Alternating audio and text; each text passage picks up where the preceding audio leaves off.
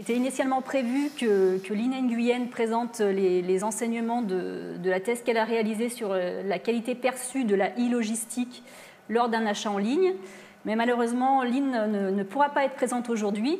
Voilà pourquoi Odile Chanus, sa directrice de thèse, professeure des universités et chercheuse au laboratoire Coactis, a gentiment accepté de la remplacer au pied levé. Merci Odile de te faire la porte-parole de Lynn afin de faire bénéficier les participants de ces rencontres de ce travail de recherche. Donc après l'intervention d'Odile, c'est Mathieu Gardra qui présentera quant à lui l'enquête dont a parlé Jean-Charles sur les impacts du e-commerce sur la mobilité des marchandises observée donc à travers l'enquête qui a été conçue et dirigée par le laboratoire pour le compte de la métropole de Lyon, et puis une mise en perspective aussi des résultats de ces enquêtes face à la crise sanitaire. Odile et Mathieu, vous aurez 15 minutes chacun, donc je vous remercie d'être rigoureux sur les temps de parole pour qu'on ait ensuite la place du débat avec le public. Et puis je vous invite aussi à bien penser à couper vos micros lorsque vous n'intervenez pas. Odile, c'est à toi, merci. Bien, bonjour à tous.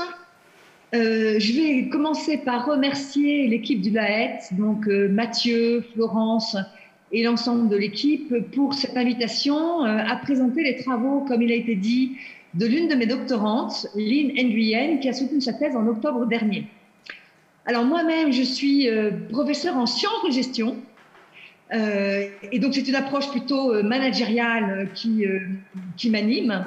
Mes travaux portent sur les stratégies des distributeurs, et aussi sur les relations entre les organisations, ce qu'on appelle les RIO, relations interorganisationnelles, et en particulier pour ce qui concerne les questions de logistique urbaine, qui suppose de mettre autour de table toute une série d'acteurs différents, des collectivités territoriales jusqu'au consommateur final.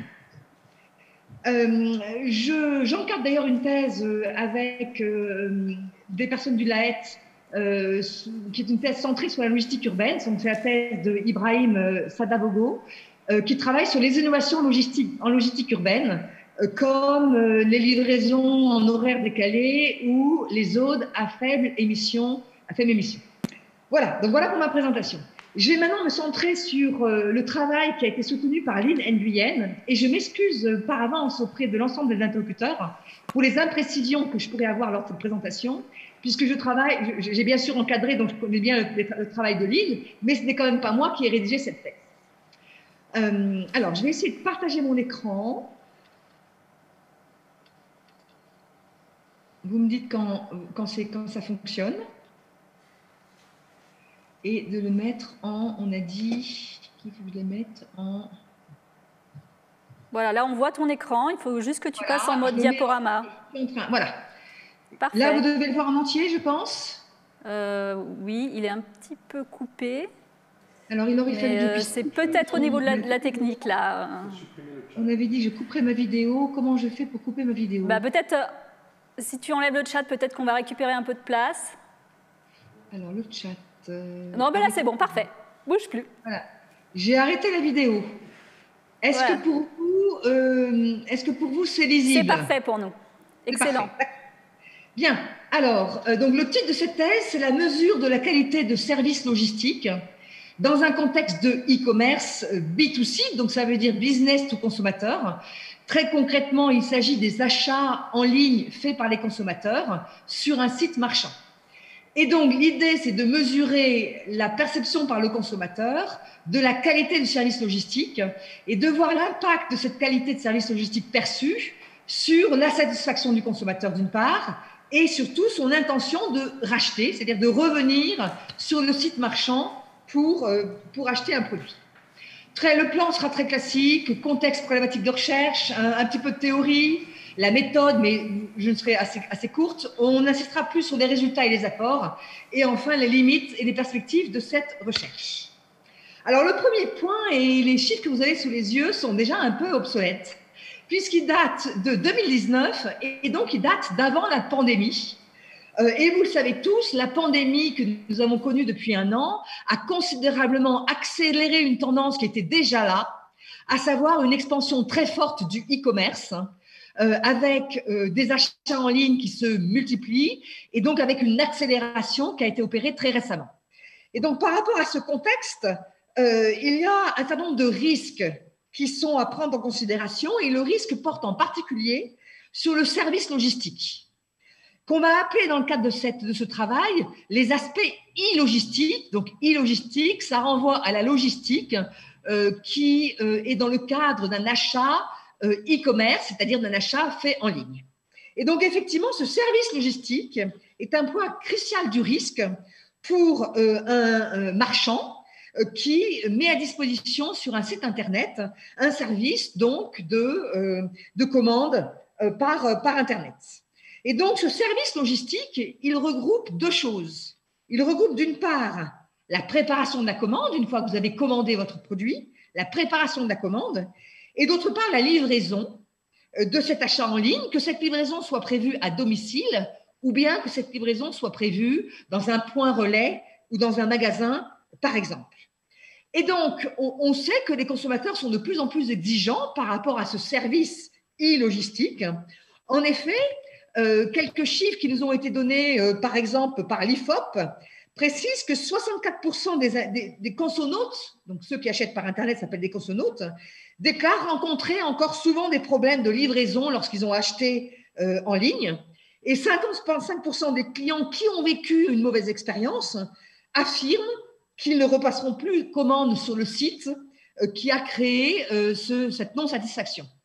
Et donc, finalement, le service e-logistique est une des attentes majeures des consommateurs et c'est un enjeu très, très important de la bataille que se livrent actuellement les acteurs qui affichent régulièrement de plus en plus de délais courts pour livrer les consonautes et qui donc opèrent une différenciation sur ces aspects e-logistiques.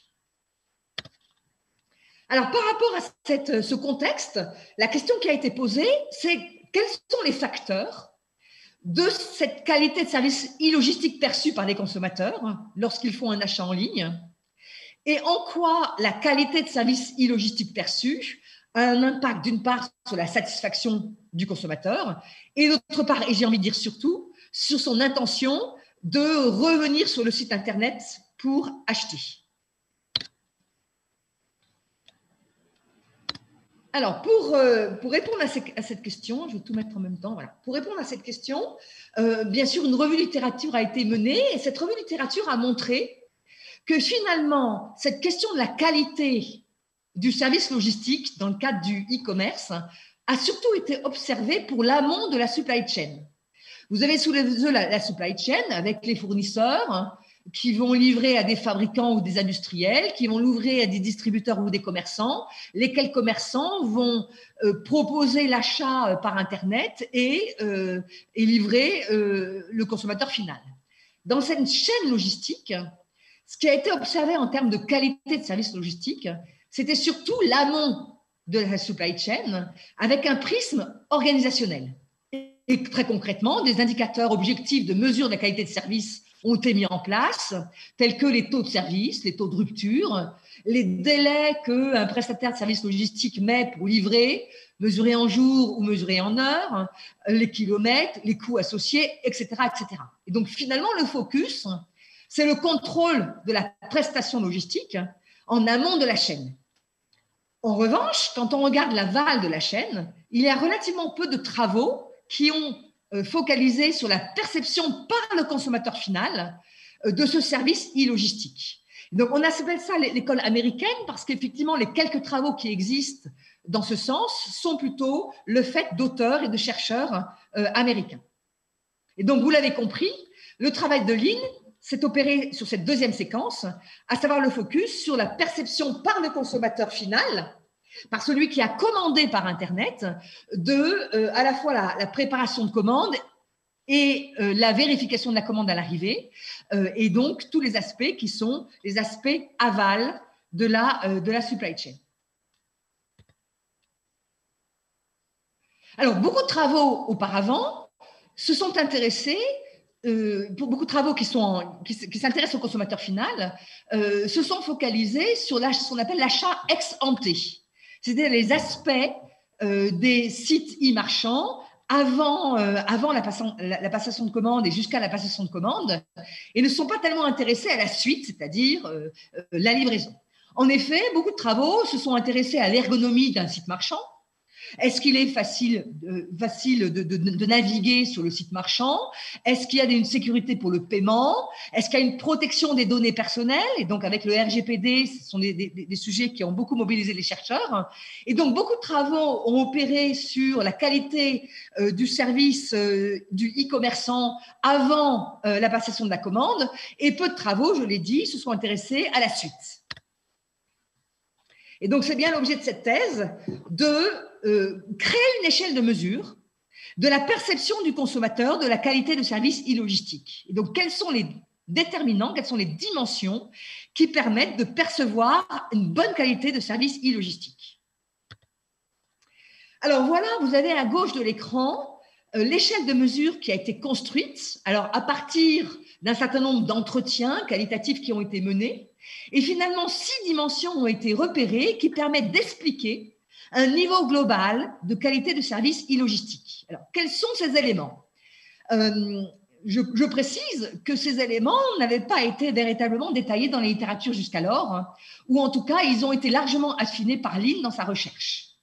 Le premier élément, c'est la disponibilité du produit. Est-ce que lorsqu'on a commandé le produit, est-ce qu'on a payé le produit, est-ce qu'il est effectivement en stock et est-ce qu'il va effectivement pouvoir être livré? C'est le premier élément. Le deuxième élément, ce sont les informations sur la livraison.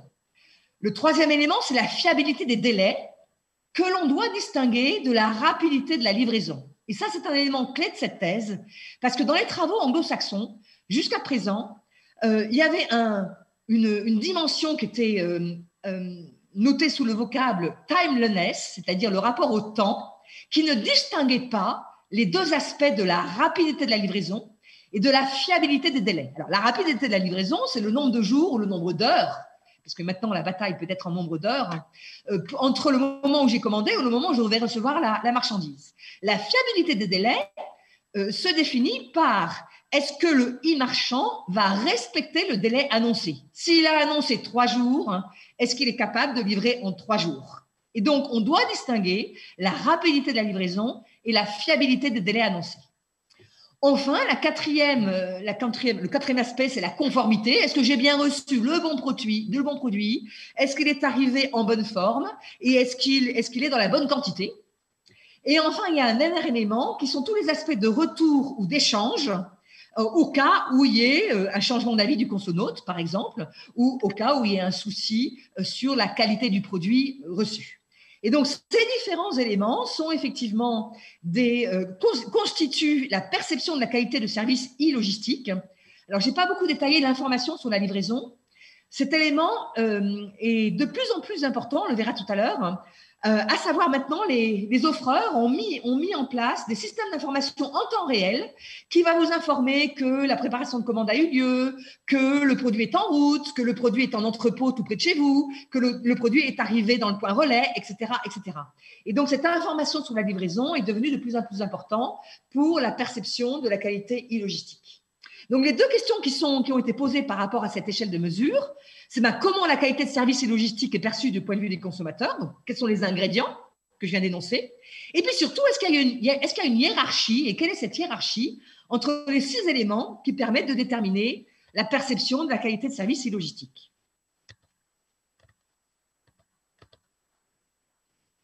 Alors, au-delà de la construction d'une échelle de mesure, cette recherche avait pour ambition de mesurer l'impact de la qualité de service e-logistique perçue, on vient de détailler, sur la satisfaction du consommateur, d'une part, et sur son intention de réachat, son intention de revenir sur le site pour acheter à nouveau sur le site marchand.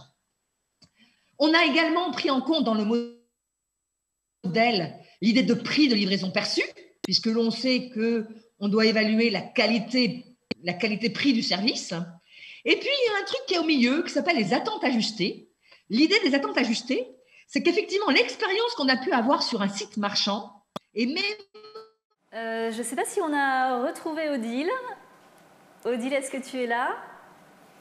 Moi, je vous entends très bien. J'ai suivi toute la présentation de Mathieu. Ah bah super, parce que alors, nous on avait vraiment un problème de son, maintenant ça a l'air d'être bien. Donc, je sais Bon, pas est-ce que vous souhaitez que je reprenne ma présentation avec le PowerPoint ou vous préférez que je synthétise les résultats bah, de manière à éviter le risque de connexion? si tu peux synthétiser, ce serait peut-être mieux effectivement pour pas qu'on se retrouve de nouveau dans la D'accord, je situation peux de très tout à l'heure. bien. J'avais présenté les objectifs et l'échelle de mesure, hein. Je vais donc simplement prendre la parole pour présenter quelques résultats. Et j'ai ton image, Florence, sous les yeux. Donc, s'il y a un problème de son, tu me fais un signe. Ok. Voilà. Donc l'étude a donné lieu à une mesure quantitative auprès de plus de 1000 répondants pour mesurer l'impact de la qualité de service e-logistique, à la fois sur la satisfaction des clients et sur l'intention de rachat. Et donc, l'étude a confirmé que la perception par le consommateur de la qualité de service e-logistique est cruciale et entraîne soit la satisfaction, soit l'insatisfaction, et entraîne l'intention de racheter sur le site marchand ou pas. Et donc, effectivement, il y a une grande importance de la qualité du service e-logistique pour le consommateur. Et donc, la conclusion, c'est qu'on observe une bataille très importante des marchands sur l'aspect logistique, et les marchands ont raison de mettre des ressources et des moyens sur l'aspect logistique, hein, parce que ça entraîne effectivement une fidélisation du client final. C'est le premier résultat. Le deuxième résultat, c'est que parmi les critères, parmi les dimensions que j'ai présentées tout à l'heure, hein, tout n'est pas au même niveau et tout n'entraîne pas les mêmes incidences sur l'intention d'achat. Et notamment tout à l'heure, j'ai présenté qu'il y avait deux dimensions à distinguer. D'une part, la fiabilité du délai de livraison annoncé et la rapidité de la livraison. Et donc, les résultats montrent, donc avec une solidité très nette sur le plan statistique, et comme on a plus de 1000 répondants, c'est quand même très solide, les résultats montrent que ce qui est important, c'est la fiabilité des délais annoncés. C'est le critère le plus important qui vient bien devant la rapidité, c'est-à-dire le nombre de jours ou d'heures pour la livraison. Alors, je précise que l'étude a été menée sur des produits non alimentaires et pas du tout sur des produits alimentaires. Donc, bien sûr, l'étude devrait être reproduite pour voir si la hiérarchie des critères est différente lorsque le produit commandé est un panier alimentaire. On peut imaginer que la rapidité, lorsque c'est un panier alimentaire, est plus important que la fiabilité de délai annoncé. Mais en tout cas, pour ce qui concerne les produits non alimentaires, la fiabilité du délai annoncé est primordiale et bien avant la rapidité de la livraison. Le troisième point qui me paraît important à souligner, c'est le système d'information à mettre en place pour rassurer le consommateur tout au long du processus. Les résultats montrent que le système d'information, lorsqu'il est en temps réel, entraîne une intention de rachat plus forte. Alors, qu'est-ce que ça veut dire? Là, ça renvoie aux travaux sur le rapport à l'information. Le fait qu'il y ait des systèmes d'information en temps réel fait qu'on garde le lien avec le consonaute tout au long du processus de préparation de commande jusqu'à la livraison. Et donc, finalement, le consonaute a l'impression qu'on s'occupe de lui, qu'on n'a pas oublié sa livraison. Et donc, ça le tient en haleine. Et finalement, quand on a un système d'information avec de l'information en temps réel, ça rassure le consommateur et il est davantage satisfait et il a davantage l'intention de racheter sur le site. Et donc, ça vaut le coup d'investir dans un système d'information pour avoir un système d'information immédiat. Le troisième élément, c'est que le prix du service logistique n'est pas si important que ça. Il y a finalement un prêt à payer de la part du consonaute. Il est prêt à payer le service e-logistique et à condition que ce soit modéré. Mais ça va à l'encontre de tout ce qu'on peut lire dans la littérature. Parce que dans la littérature, on lit que le consommateur veut toujours du gratuit, même si c'est un service complémentaire. Hein. Il n'accepte le e-commerce que lorsque la livraison est totalement gratuite. Et bien, dans l'étude menée par Lean, on montre que si le prix est secondaire, le prix du service, le prix de la livraison, est secondaire par rapport à la qualité de service e-logistique perçue, il est secondaire parce qu'il y a un certain prêt à payer de la part du consommateur. Le quatrième point à mettre en évidence, c'est que le prix du produit commandé joue sur le rôle de la qualité de service logistique perçue par rapport à l'intention d'achat. Autrement dit, c'est une variable qui vient modérer le lien entre la qualité de service perçue, e-logistique perçue, et l'intention de rachat. Je m'explique. Lorsque vous achetez un produit très cher par Internet, eh bien, si la qualité de service e-logistique n'est pas au rendez-vous, ça aura un impact plus fort sur l'intention de rachat que si le prix du produit commandé est moindre. Et donc, plus le prix du produit commandé est élevé, plus il y a un impact important de la perception de la qualité du service e-logistique sur l'intention de racheter sur le site. Le dernier résultat que je vais mettre en évidence, je vais répondre à une question qui a été posée par quelqu'un dans le chat tout à l'heure. C'est le rôle de la variété des choix. La variété des choix des lieux de livraison.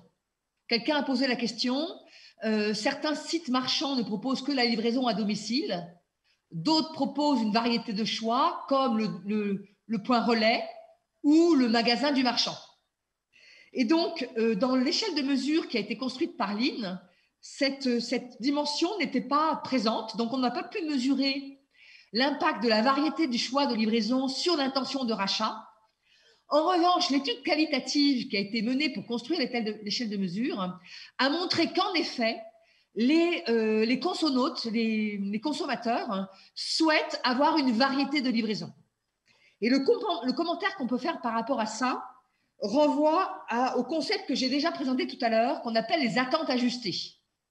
Les attentes ajustées, ce sont les attentes ajustées par rapport à une expérience vécue, donc par rapport à un site marchand donné, mais aussi par rapport aux autres sites marchands que l'on connaît. Et donc, finalement, l'idée qui est à retenir, c'est que le consommateur va cliquer son niveau d'exigence en fonction des expériences nouvelles qu'il vit dans ses expériences d'achat par e-commerce. Et donc, finalement, si on a un offreur qui fait mieux que les autres, je pense à Amazon, je pense à Cdiscount, et qui donc se positionne pour être plus performant en matière de e-logistique, le service rendu par ce consommateur va devenir le niveau d'exigence minimum, le niveau dans l'esprit du consommateur. Et donc finalement, il y a un effet cliquet des innovations nouvelles et de la course à toujours plus vite, toujours plus fiable, toujours mieux, toujours plus d'informations de la part des prestataires de services logistiques et autres marchands du e-commerce. Et donc, cet effet des attentes ajustées est important. Et donc, aujourd'hui, le consommateur a l'habitude d'avoir le choix de plusieurs lieux de livraison, le domicile, mais aussi le point relais, mais aussi le magasin, lorsque c'est une chaîne, par exemple, une chaîne d'enseigne. Et donc, l'effet cliquet montre que le consommateur à ce niveau d'exigence pour l'ensemble des autres sites marchands qu'il connaît. En conclusion de cette étude, on pourra dire que la course à l'innovation entraîne une modification du comportement du consommateur vers toujours plus d'exigences. Mais quand même, ce qui est primordial, c'est d'être capable d'honorer ce que l'on a annoncé et non pas d'afficher un délai rapide, mais qui ne serait pas honoré. Donc, mieux vaut être sûr de mettre en avant un niveau de service que l'on pourra tenir, plutôt qu'aller dans une course à la déclaration qui ne serait derrière pas une réalité. Et donc, on peut donner comme conseil aux sites marchands, alors que ce soit les grands distributeurs, les pure players, ou que ce soit les petits industriels qui créent un site marchand, on peut leur conseiller de toujours faire mieux dans la réalité que ce qui a été annoncé. D'être plus modeste dans ce qu'on annonce, mais être sûr d'être au niveau de qualité logistique que l'on a annoncé. Voilà ce que je peux énoncer sur les résultats de l'étude. Merci Odile, merci Mathieu pour vos deux présentations qui, je suis sûre, ont suscité beaucoup d'intérêt de la part et ici des intervenants et à distance du public.